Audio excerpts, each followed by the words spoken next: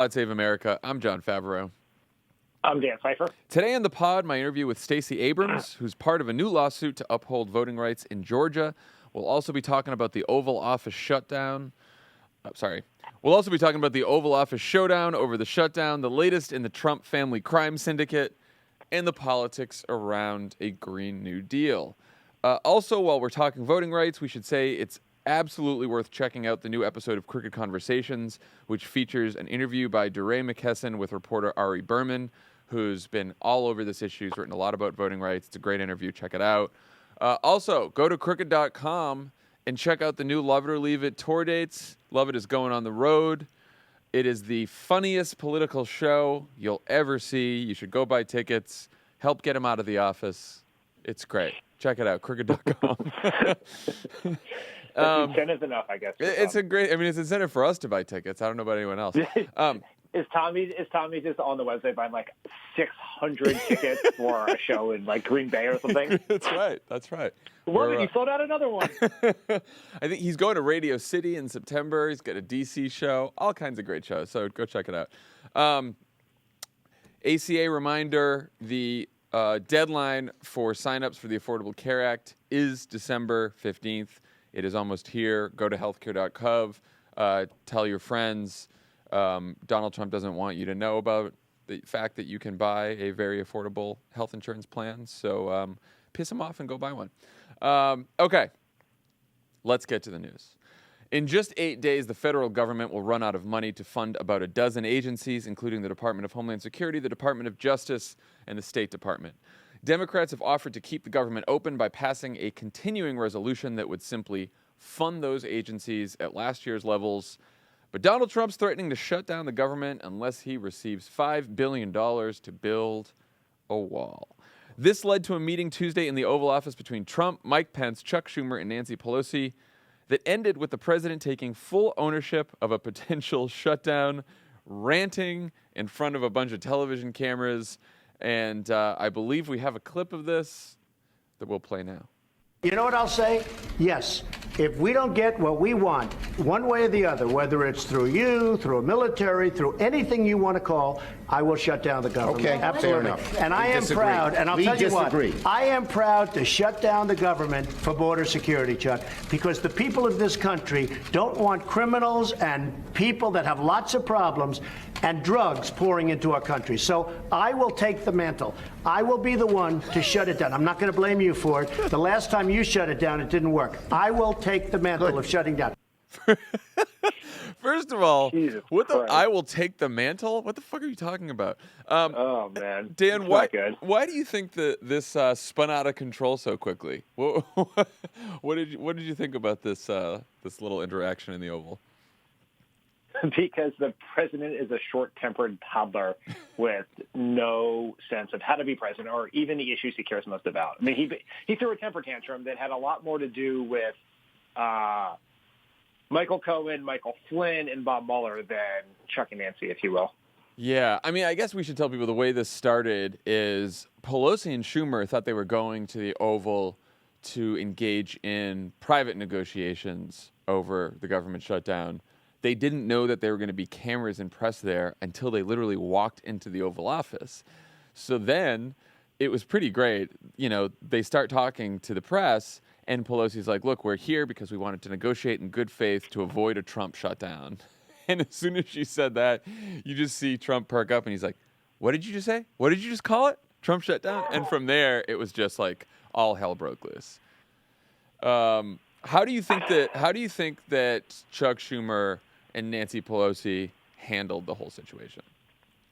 Before I say that, I have to say I do respect Trump for throwing sort of a surprise press conference. In hindsight, I wish to God we had done that with Boehner and McConnell because good point. America should see their combination of evil and idiocy in full display.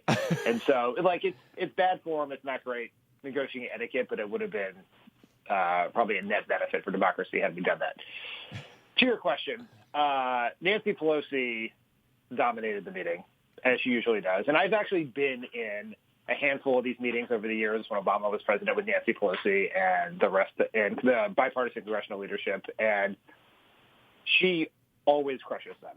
Like, she is playing chess, and they're, like, figuring out where to put the checkers on the board on a daily basis. And she did it in this meeting. She did great. I think there's two ways to look at how Schumer and Pelosi approach this. There is the optics in the room, which are less consequential, but they matter some. Yeah. And then there is the sort of longer-term view of how it sets up this fight. If you take the latter part first, they did everything perfectly. They basically went in that meeting and walked out with Trump accepting blame for a shutdown that has not yet happened. And that is exactly what you want, because the politics of a shutdown are always centered around who is to blame. And historically, it has always been the congressional leadership, whether it was the Republicans when Clinton was president, the Republicans when Obama was president, and then the Democrats in the very brief, you might miss it if you blinked, shutdown of 2018.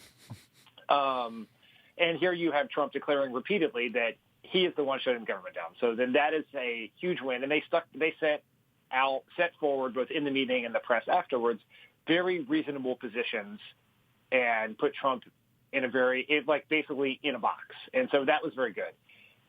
In the room, it's hard. Like, Trump makes everyone act like Trump. And when you have Chuck Schumer yelling North Dakota and Indiana at him, like, it's not a great look.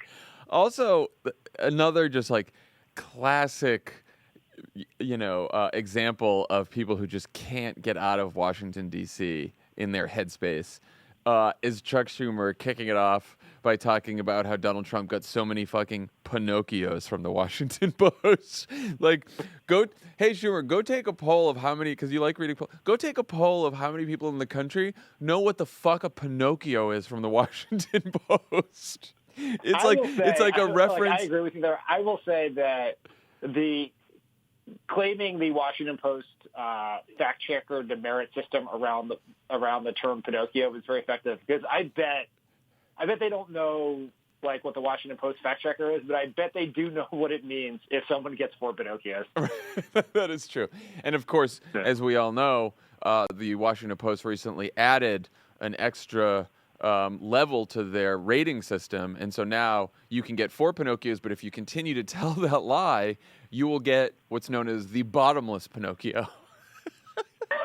That's the more clever. Like, I mean, the whole thing is so torturing. You should also know that if you tell the truth and it is a factually proven thing, you get a quote Geppetto checkmark. So it's like this bottomless. I am sad that they were not more clever about something better than bottomless Pinocchio, which sounds like an add-on to a brunch at a not great restaurant. I will say too, like, it's easy to over-exaggerate this. Like, Schumer did fine, right? I mean, like you said, the most important thing is they both got out of there with the upper hand in these negotiations, and they got Trump to admit that he owns the shutdown no matter what. But you're right. Like, I think Schumer was more easily baited into sort of Trump's bullshit than Pelosi was. And that, Trump says, well, I did win the Senate. I won Indiana and North Dakota. And then Schumer's like, it looks at the press, looks out at America and says, when the president's bragging about winning Indiana and North Dakota, he's in trouble. And he's kind of like smiling and laughing about it. And it's like, I don't think this little fight really benefits anyone at all. But Pelosi was there, and she's just sort of, she seemed like, because she was, the most reasonable person in the room. She's telling the president, if you have the votes for the wall, call the votes for the wall. This is what happens. This is Article 1. We are Congress. This is how we legislate. We put out a position. You tell us what's wrong with the position. I mean, she just like very calmly kept laying out the facts of the case and the facts of the negotiation, and also was able to piss Trump off without sort of going down to his level. Also, by the way, I think it's funny that Mike Pence was there the whole time because he didn't say a fucking word. I know. Just sitting in the corner, looking back and forth as if he was watching a tennis match. It was bizarre. He's like looking around the Oval Office thinking like, how will I replace those drapes when I'm here? Also, Mike Pence always, in every situation, looks like he has no idea how he got there. He probably doesn't. Yeah, he sort of looks like he woke up from a nap. Like like oftentimes with our daughter, like she falls asleep in one place and wakes up in another place, and she wakes up being like, I fell asleep in my room. Why am I a car right now? I feel like that's how Mike Pence is. Like one day he was governor of Indiana and about to his reelection, and he like wakes up from a nap and he's like in the Oval Office watching some absurd display from Trump. Hoping he's not ensnared in a criminal investigation. So here's the Washington Post description of the meeting. The three leaders pointed fingers, raised their voices, and interrupted one another repeatedly as they fought over policy and politics, laying bare their differences for all to see. And then the analysis from some of the D.C. civility police was about how this was a preview of divided government and both sides are to blame for all the fighting, and shouldn't everyone be throwing back a cocktail like Ronald Reagan and Tip O'Neill, blah, blah, blah. Dan, was that your general take on the situation? Woe is politics, pox on both their houses? I have so much to say about this. I'm so glad you brought this up. First, I figured this would make you mad. That Trump got an introduction to the next 2 years of his life. Because in a meeting with the leader of the House under Republican leadership, he would have gotten an agreement on his wall, and Paul Ryan probably would have shined his shoes while we were there. So, like, this is going to be different. Nancy Pelosi's not going to do what you say. She's not going to say how high we need to tell her to jump. Yeah. So that is very different. But if you watched Trump throw an absurd temper tantrum where he did not even have the basic understanding of facts on his signature policy initiative on the issue that he says is the greatest threat to the country, and you watch that and you're like, oh, both sides, then you are terrible at your fucking job. You should turn in your pundit card. You should leave town and go write recaps for the Real Housewives of New York, because that is the only thing you're qualified to do. I have bad news for you, Dan. I don't think they'll be doing that. I actually, in fairness, I hope they don't, because I sometimes enjoy my Real Housewives recaps, and if it's being polluted by dumb punditry overly from DC. cynical political reporters, I'm going to be pissed. No, I mean, you can see, even the pundits that didn't go so far as to say both sides are to blame here, just the general framing of this fight is like a preview of divided government and both parties butting heads and rancor and blah, like, you can't paint a picture of, like, you know, bitter partisanship and rancor when the president of the United States is yelling and lying in the Oval Office, and then the other party is just sort of responding to his lies and trying to correct the record. Like, that's not fucking both sides. But this is. I mean, I do worry about this for the next 2 years. Is that, like, the press only has a few, like, political frames to put various situations in. And right now they are in the divided government frame, right? Where one party is in charge of one House of Congress, another party has the White House and the other House of Congress. And so therefore everything's divided government. So everything's going to be seen through the prism of divided government, both parties bitterly fighting each other all the time. And even though Trump is an extraordinarily different president in that he lies and tells conspiracy theories and doesn't know what the fuck he's talking about on anything, and is as extreme right as they come, that's still not going to factor into our analysis. It's just, it's not great. Also, divided government is good in this situation because we had one rule government we had one party rule government for 2 years, and it was a fucking cesspool of corruption and incompetence. And this is what Nancy Pelosi and Chuck Schumer's job is for the next 2 years, which is stop this dangerously unfit man from ruining this country. That is their job. Nancy Pelosi seemed very comfortable in that role on, was that Tuesday? Tuesday. Yeah. Monday? What day did that happen? Tuesday. Seemed very comfortable in that role on Tuesday. Yeah. Like, do this. Get in, call out his bullshit. Do not make him fight for everything. Do not give him what he wants.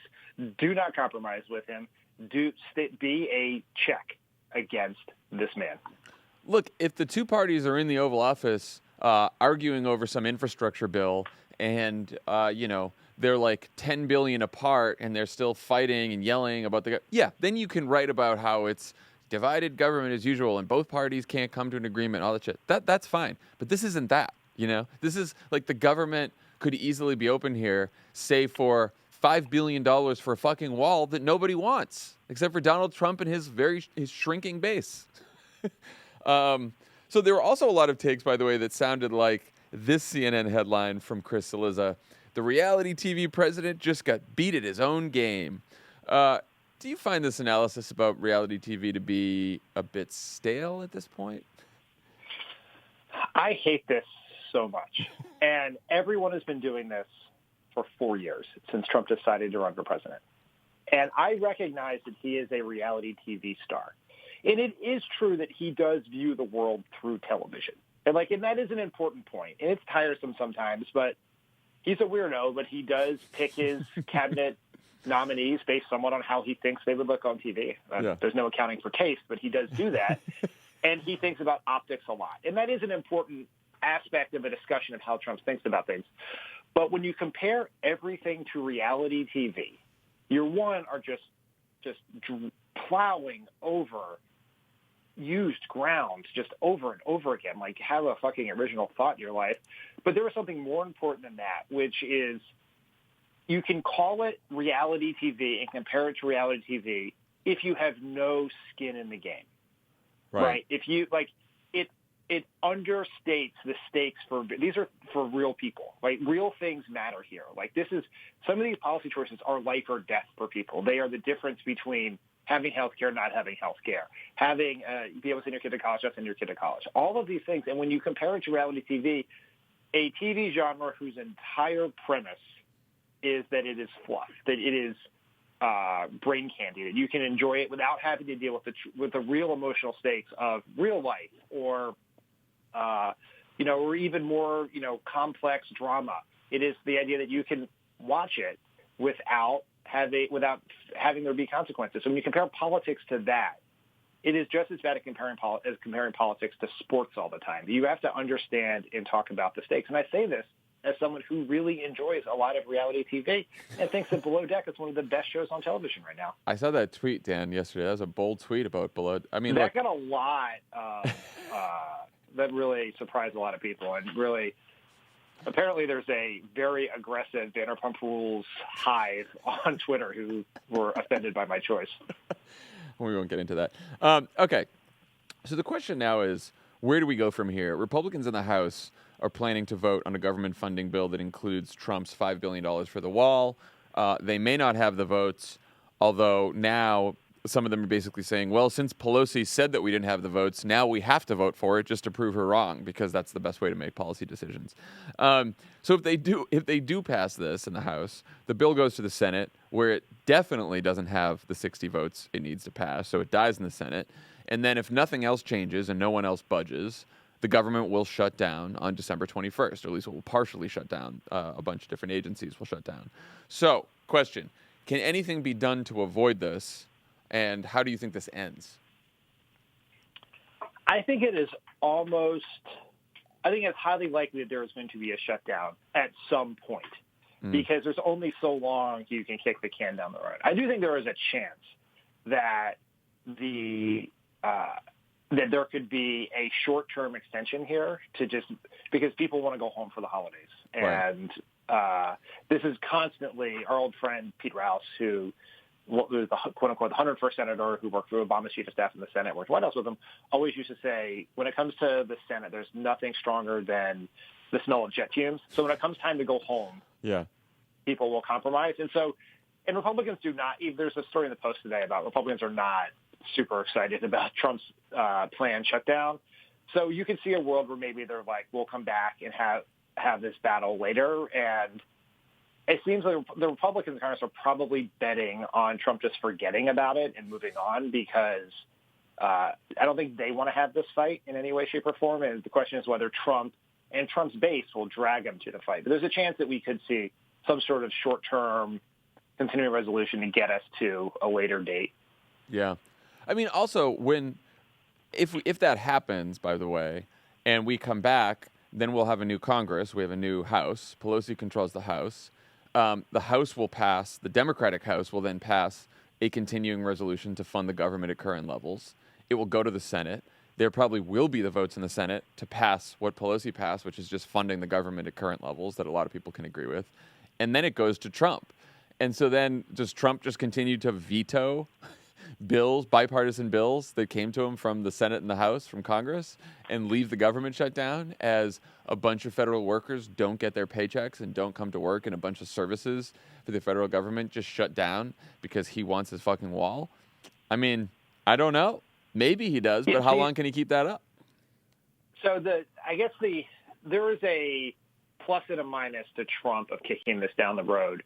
The minus is, as you point out, is that Nancy Pelosi controls the floor come January, so no bill with the wall in it will ever be brought to the floor of the House. That's the minus. The plus is also that Nancy Pelosi controls the floor, and no bill with the wall in it will come to the floor of the House, in the sense that now, if you want to have a shutdown, it is easier for Trump to have a shutdown in a time of divided government, not in a time in which Republicans control all the levers, which is what would happen. Yeah. There would be complete control of there'd be complete Republican control of government if they shut down next week.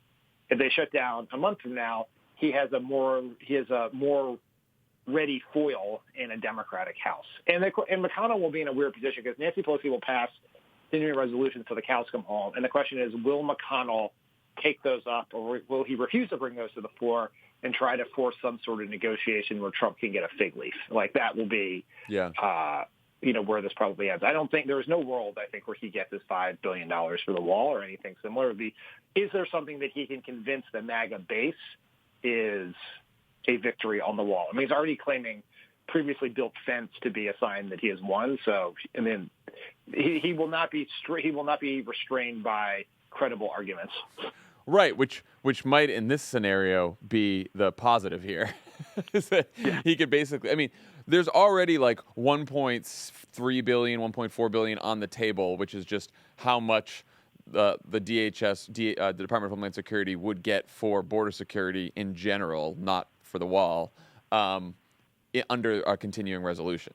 And so the difference between that and the $5 billion he wants for an actual concrete wall, like, you could see it end up somewhere in the middle and the government stay open, and it's still a fucking complete waste of money, but then we don't have a government shutdown. But I think, like, the important point is here is, like, Democrats have all the leverage because, like, if Trump wants to keep the government shut down and Pelosi says, yeah, well, we're trying to open it by just passing a bill to keep the government open, and he's saying no unless he gets his way, I think that's a pretty strong argument.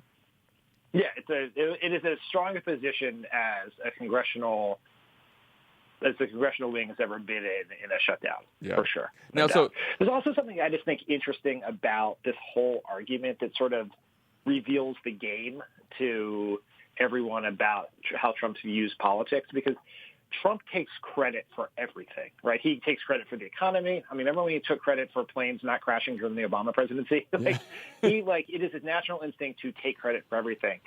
And there's a different world where he could say, I am now president.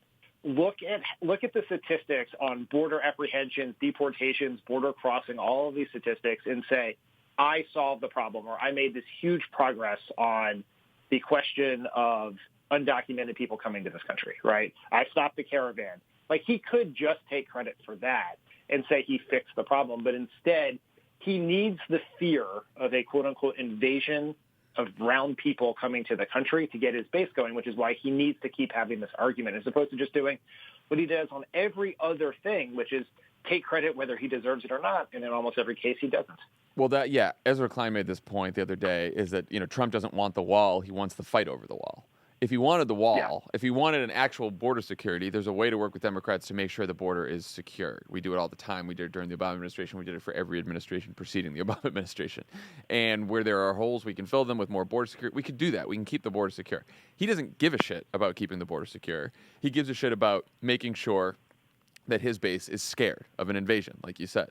And so there's no scenario where he's happy over this, because if he doesn't have that issue, if he can't during an election year or whenever he wants go tell people there's an invasion of immigrants coming into this country, then he doesn't have anything to get his base excited about.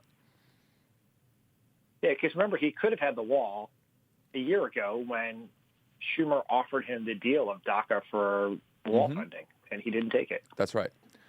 Do you think, so he obviously thinks this is great politics for him. Do you think that this is good politics for Trump? And maybe the wall for a shutdown, or maybe demanding the wall and threatening to shut down the government over it is not good politics. At least, we can see that in polls now. NPR, PBS, Marist had a poll out yesterday by a 21-point margin, 57% to 36%. Americans think the president should compromise on the wall to avoid a government shutdown rather than stand firm. And more than 2/3 do not believe building a wall should even be an immediate priority for Congress. Half don't believe it should be a priority at all. Trump, of course, thinks this is good politics. Do you think there's a case to be made that border security in general is good politics for Trump? It depends on how you view politics. And Trump views politics very differently than everyone else. And I think what is important to understand is that when you see a poll that says 2/3 don't like this and 1/3 fucking loves it, Trump sees that and says, I want the 1/3, right? His goal is to keep the 1/3 of voters who love Trump in love with Trump. And because he needs that. He needs that for it to fill the own ravenous hole of insecurity in himself. But he also needs it because that is what protects him from being tossed overboard by the Republicans who wish he had never been elected, right? It is the thing that protects him in a impeachment trial in the Senate. It is the thing that protects him from Republicans walking away from him on every issue. And so, we tend to think about politics of how do you get to 50.1, right? How do you get to a majority so that you can win elections? Trump thinks about it in a more short-term way, which is how do I keep 1/3 of people fired up about me and will run through walls for me? And in that sense, this is good politics for him. It's not good 2020 politics, but it is good politics to get him to 2020.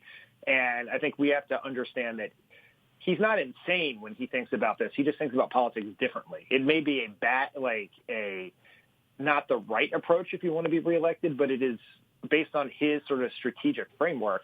He is achieving what he wants to do. And you and I have spent approximately 30 minutes now, and we have barely touched on the rampant amount of crime news that's come out about Trump, and that is also to his benefit. Well, let's get there then. On that note, good segue. Let's move on to today's edition of Hot Tub Crime Machine. Former Trump attorney Michael Cohen was sentenced to 3 years in prison on Wednesday for what Judge William Pauley called, quote, a veritable smorgasbord of criminal conduct, including, this was the judge, including tax fraud, bank fraud, and conspiracy to defraud the United States by hiding hush money payments to Trump's mistresses that should have been disclosed as campaign contributions, payments that, by everyone's account, Cohen, the prosecutors, the judge, Trump himself directed Cohen to make. At his sentencing, Cohen said he's been living, quote, in a personal and mental incarceration ever since the day he started working for Trump, to whom he was blindly loyal. Cohen said that he felt it was his duty to cover up for Trump's, quote, dirty deeds. Dan, did we learn anything new from this sentencing hearing? I don't know that we learned anything new of consequence, but what we learned, what we've been reminded of is very importantly, which is, were Donald Trump not president today, he would be indicted for crimes and likely headed to the same place Michael Cohen is headed. And that is just such a monumental thing that it's almost too big to truly fathom in the constraints of how we think about politics, right? It is, the president is a criminal, and the only thing that is keeping him from going to prison is being president. And that is fucking weird. Yeah, I mean, that's one thing we learned. That's a big one. Jeannie Rhee, who works for Mueller in the special counsel's office, also said Cohen provided, quote, credible information regarding any links between a campaign and a foreign government. So that's the second conspiracy that also Trump might be, should be possibly indicted for, that we'll maybe find out more from Mueller as the months go on here. Meanwhile, Assistant U.S. Attorney Nicholas Roos, part of the New York prosecutorial team from SDNY, said that Cohen's, quote, charges portray a pattern of deception, brazenness, and greed.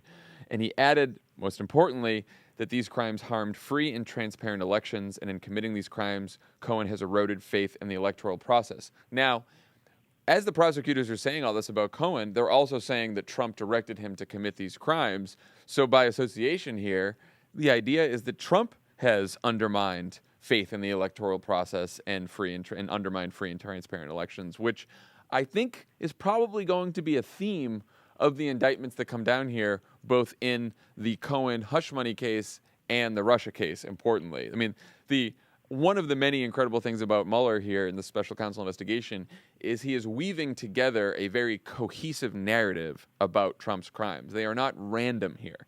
They all go to the central point that Trump and his campaign and his associates have undermined our electoral system with their crimes. Yeah, it's not great. It's not. It's not great. And the other thing that's important, by the way, is like this is not. Everyone should say this because this is Trump's defense here. This is not Cohen's word against Trump's. The prosecutors would not have brought this case. The judge would not have accepted this sentencing memo and the sentencing recommendation if there had not been hard evidence. They know that Cohen doesn't always tell the truth, and so there is evidence of this too, which is also much more incredible because Trump is just like tweeting up a storm this morning about like all these defenses that sort of fall apart on closer look. And I don't think he realizes, or maybe he doesn't care, that there's evidence here, you know?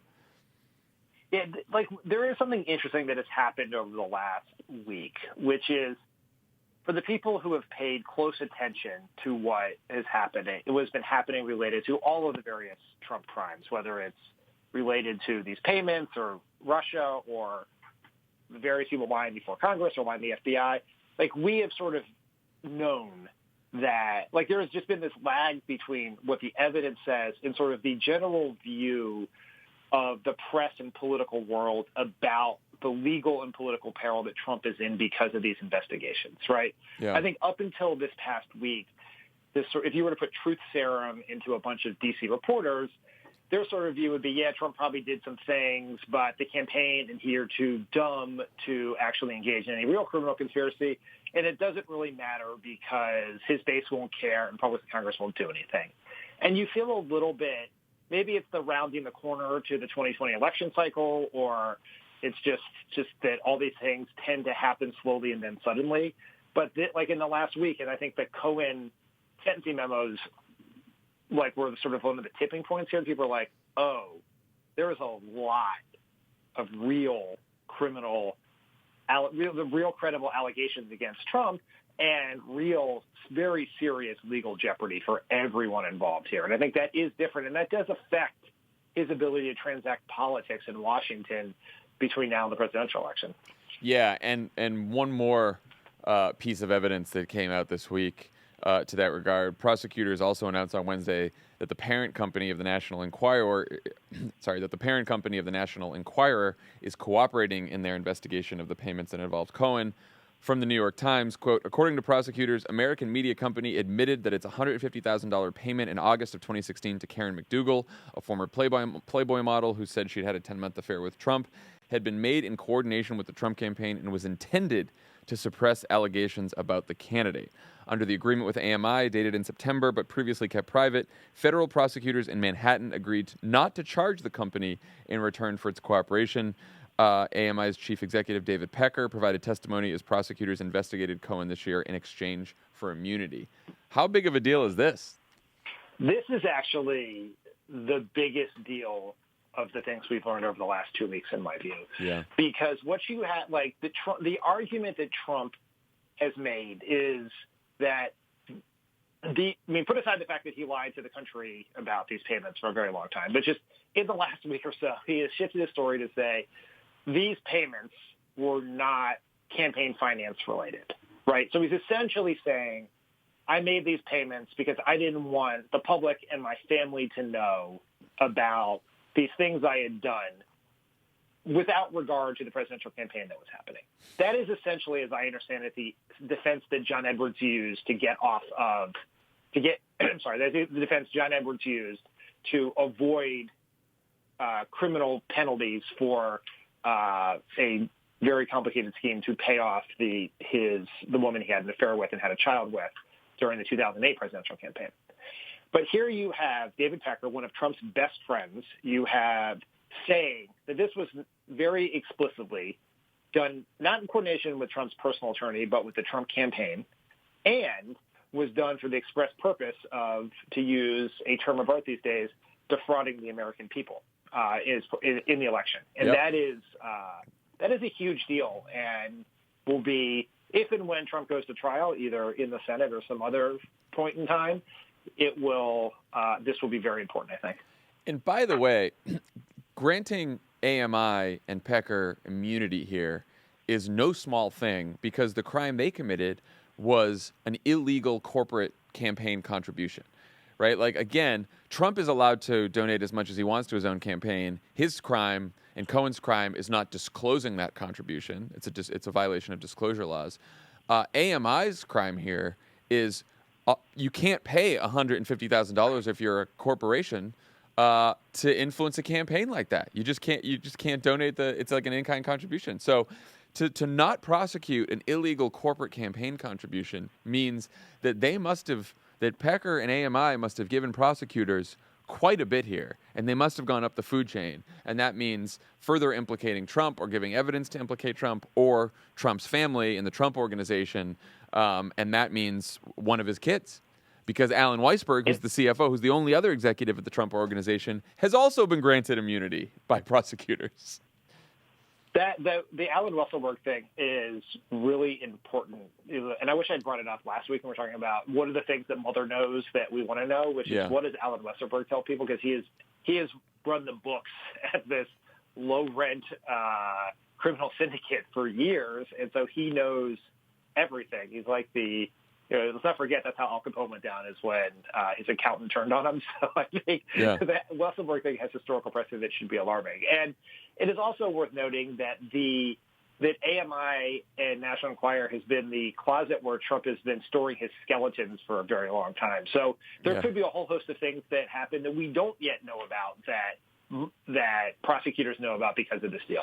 So let's talk about the question of indictment. The former acting Solicitor General of the United States, Neil, did you say Katyal? Katyal? Okay. I think that's right, but just record 75 versions of it, and then Michael can figure it out. Michael says Katyal.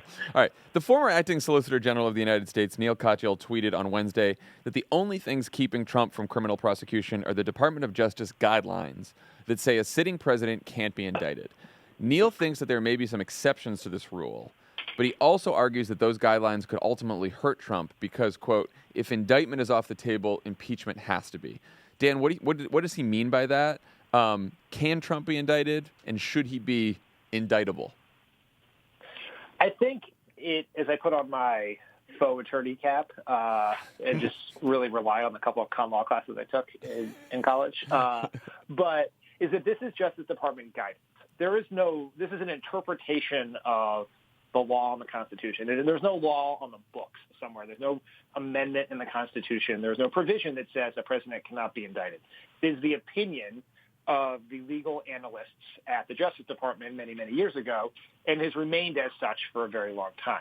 So it is an opinion. Opinions can change. And it does put, if you believe this to be the case, and Mueller believes this to be the case, and SDNY believes this to be the case, it does put some pressure on Democrats to have to eventually move on opening up impeachment proceedings at some point, because you have these crimes, these very obvious crimes that, were they not committed, perhaps Trump would not be president.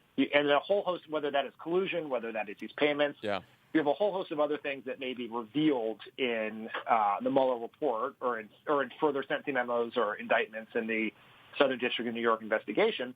And if the only recourse, the only way to hold Trump accountable for those crimes or to have a proceeding for that activity is in Congress, then the pressure will go up on Democrats and increase the likelihood that Trump will be one of our few presidents who has a scarlet eye by their name. Yeah. I mean, two things from what Neil was tweeting. One, he said he believes the guidelines don't necessarily apply to crimes that go toward obtaining the presidency itself. So you mentioned this. Because basically, you want to avoid incentivizing a world where the prize of winning the presidency is a get-out-of-jail-free card for crimes you committed to get there. So that makes sense. Like, yeah, the reason that the DOJ guidelines say that a sitting president can't be indicted is, okay, well, the president can't be going through this trial while he's got to run the country. There's important duties here. It could hurt the American people. It could hurt the country if the president has to, be distracted by this lengthy trial. Of course, we know that Trump, doesn't even get up and go to work until 3 o'clock which is what happened on Wednesday. So it's not like he's that busy to deal with the trial, but in a usual case, that's the deal. But the idea that you can commit a crime in order to obtain the presidency, and then once you win the presidency, you can't be touched, you can't be indicted. It does. It incentivizes people to commit crimes to get the presidency, and that's clearly not what the founders intended. That's clearly not what the DOJ guidelines intended. The other point that Neil made, and Neil, by the way, wrote the special counsel regulations back in 1999 that sort of set up the special counsel's office. Mueller can seek a departure from DOJ policy and ask for permission to indict Trump. He asked the acting attorney general. The acting attorney general either says yes, which with these goons in there seems unlikely unless it is Rod Rosenstein, which we don't know who the acting attorney general overseeing the case right now is because they won't tell us. But if the acting attorney general says no, you cannot indict the president, then it triggers this. Mueller must report all of the information he has to Congress, both the majority and minority parties.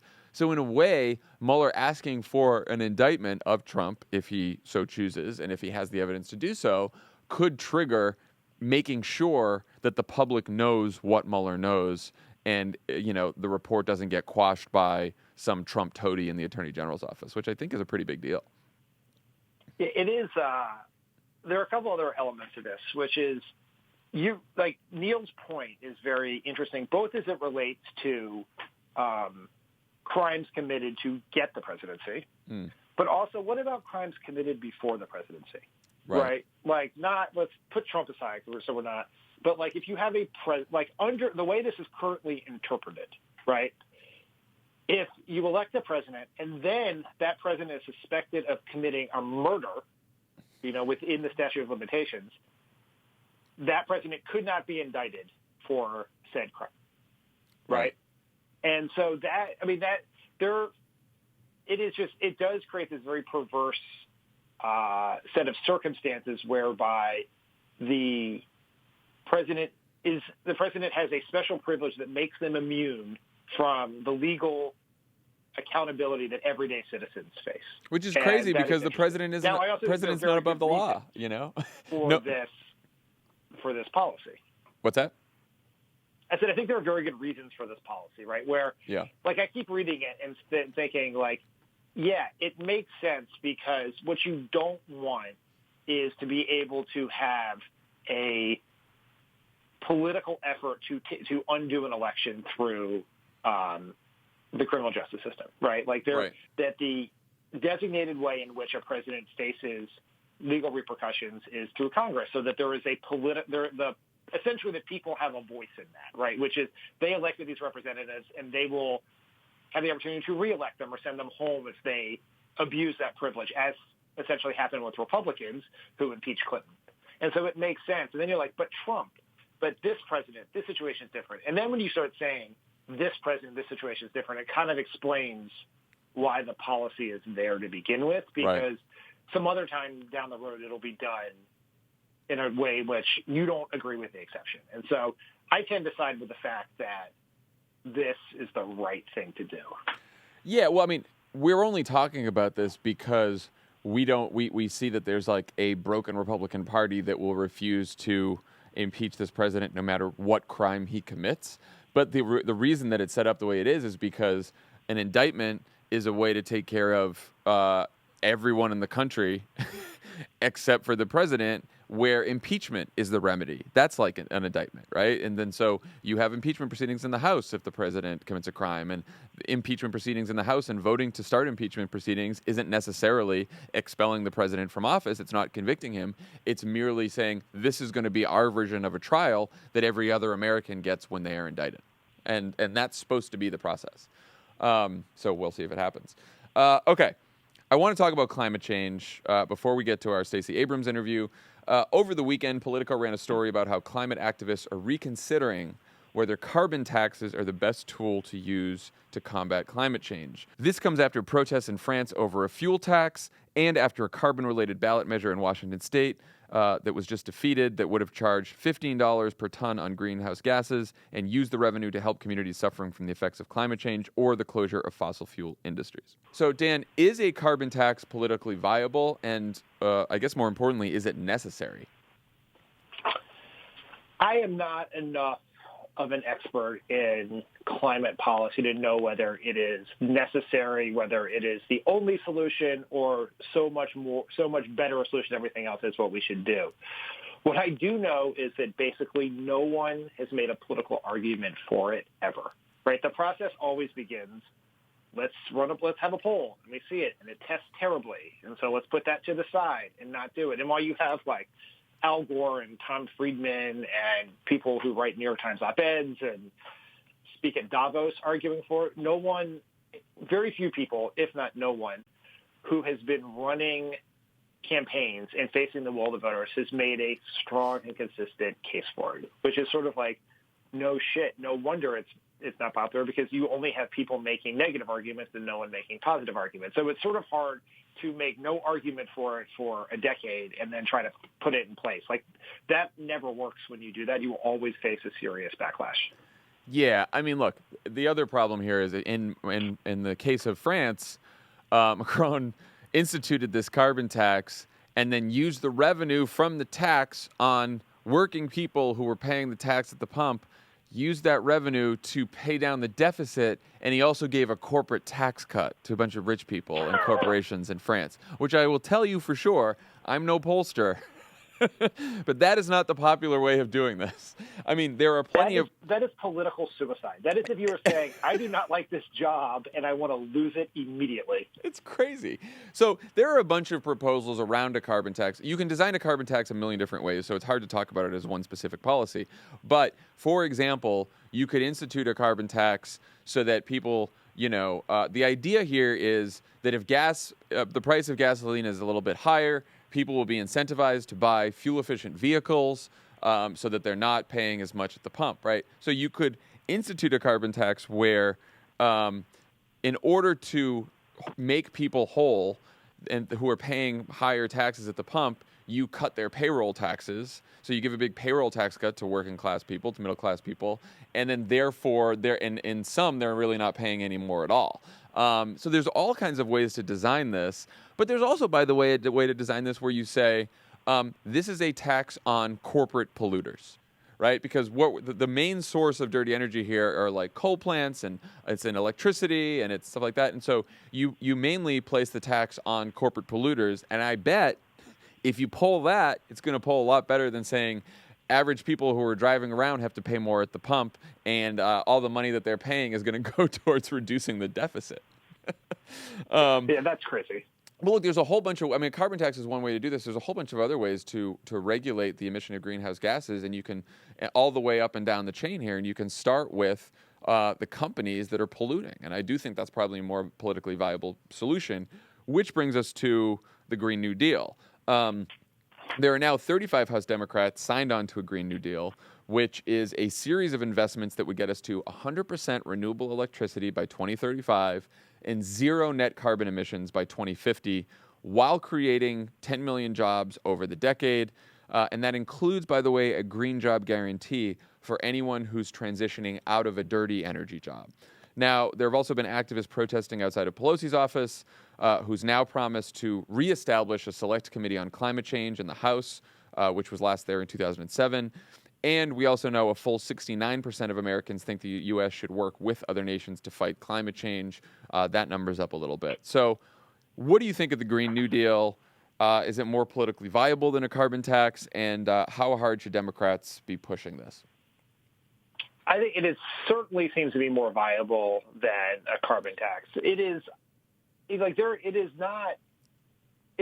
seems to me to be, put aside the politics for a second, it is substantively and morally the right thing to do, right? It is a bold approach to two huge problems facing this country and the planet, climate change being one of them, and also the transition in our economy from a manufacturing fossil fuel-based economy to something new. Yeah. Which if we don't have a big, bold, New Deal-esque plan for, we're going to end up with a bunch of low-paying service jobs with no benefits, while all of the manufacturing is happening in countries other than the United States. And so, you need bold solutions. We have to get beyond the just the simple, soundbitey tax incentives for X or a tax cut for Y. We need a bold, holistic solution to address these problems. And, with the devil will be in the details of all of these things, right? How does the the Green Deal jobs guarantee work? I'm sorry. How does the green jobs guarantee work?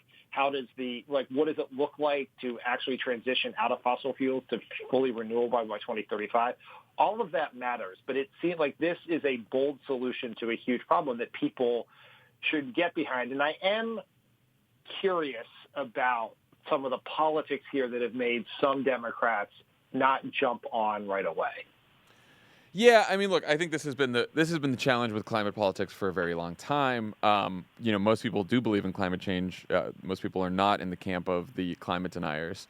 But when you ask them what to do about it, most people in the country don't want to be paying a bunch more for, paying more taxes, paying all this money for something that they can't see the tangible effects of. At least in their lifetime. This is just a problem. We've seen this in polling for a long time. But what we do know is people want clean air and clean water. They want a clean environment. They like that kind of stuff. That's incredibly important to a lot of people, especially when you talk about protecting the earth for the next generation, protecting the environment for people's children. That is all very, very popular. I think that the smart aspect of this Green New Deal here is tying climate change and climate policy to economic policy in a way that's telling people we can create good-paying jobs. Like you were saying, we can transition from the economy we're in now, where we have a lot of low-paying jobs and jobs are getting automated out of existence, to this economy with a lot of good-paying jobs. And if you're worried, if you're in the coal industry, we're not going to just say something like, oh, don't worry, we'll give you some training for your next job. We're going to guarantee that one of these, that there's a green new job for you. There's a green job for you. And what that could mean is retrofitting buildings. That's construction jobs. That's, working in a revitalized auto industry that's making fuel efficient cars, right? It's everything from cleaning up community gardens to, there's a million different kinds of jobs here that you can guarantee people. And so if you present this plan to people as a way to protect the environment, save the planet, and also, by the way, build this new economy with millions of good-paying jobs, then that's going to be a popular agenda item. I'm guessing some of the hesitancy from some Democrats is around the price tag, right? Which, whatever it is going to be quite high in the short-sighted traditional way in which we think of spending, right? Where we think of it as money out the door and not as investments. If you measured spending as an investment, if you measured federal spending like you measure investments in construction, investments in the stock market, where you calculate the return in the end, then this would be a great thing to do.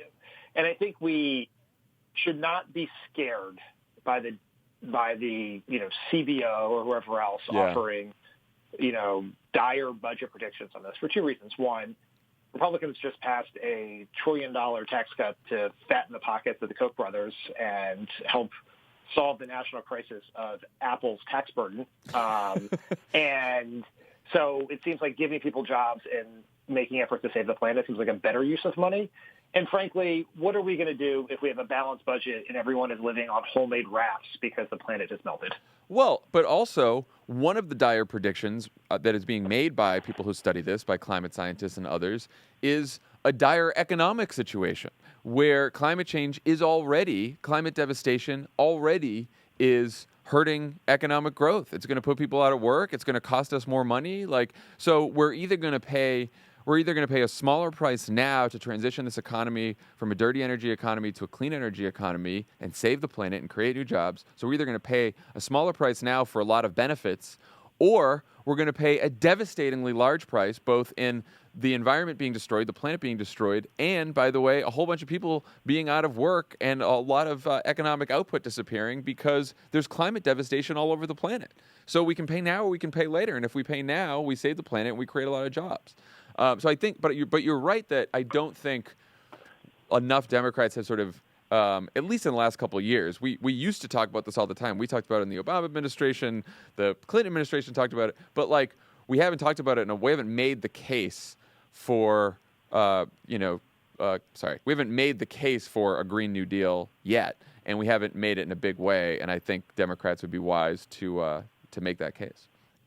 2 points on this. One is, I think it is important to do this in the context of a moral argument for addressing climate change. Yeah. Right? I think one of the things that Democrats, ourselves included, have been guilty about at times is trying to get climate-friendly policies passed on the political cheap, right? By arguing, simply framing it entirely around clean air and clean water, which is true and very important and polls well.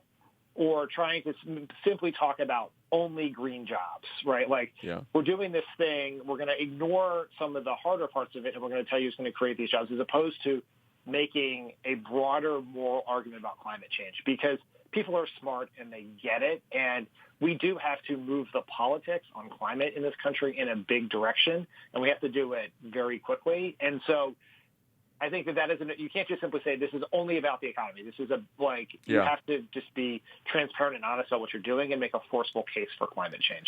And you have to be honest about, like, these are the costs of transitions. There are going to be some people who are hurt and some industries that hurt. And here's how we're going to help those people and help those industries, right? I think you need an answer for the people who say, okay, well, am I out of a job now? I work in the coal industry. What do I do? You need an answer for those people. Yeah, and it's going to be, there will be pain here. It will be messy, but it is 100% necessary. And you're going to have, like, in any big policy transition, whether it's healthcare or Green New Deal or whatever else it is, there are winners and losers, and you're going to have to explain who those are and talk about what policy you have in place off the losers, for sure. Yeah. The other part I think is important is I hope there is not one Green New Deal. I hope that that every candidate running for president is articulating their version of a vision like this. Yeah. Right. So it's like what will be dumb is, and I think a disservice to the voters, was like, here is the officially sanctioned Green New Deal. Get on this specific Green New Deal, or you are a traitor to the party and the planet. Right. That is not the way to approach it. We should have a big debate around climate policy, economic policy, and how we address this. And if the framework is within a Green New Deal, and if all these people run, if Kamala Harris has one version that does this, and then Bernie Sanders has a different version that maybe does something differently or moves things forward, like, that is the conversation to have. And like we talked last week about a healthcare specific debate, if there is not a climate energy specific debate in this Democratic primary, it is such a missed opportunity for the voters, the public, and everyone involved. And so I hope that we have a debate like this where really smart people who know climate policy, who can call bullshit on pablum and talking points, conduct that debate, and people have to articulate their plan for how they do this. It'll be better than the debate that is happening on Twitter. We know that for sure.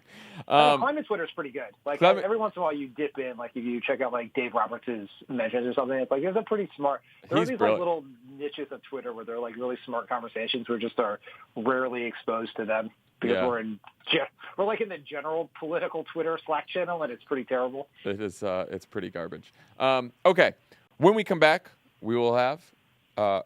When we come back, my interview with Stacey Abrams.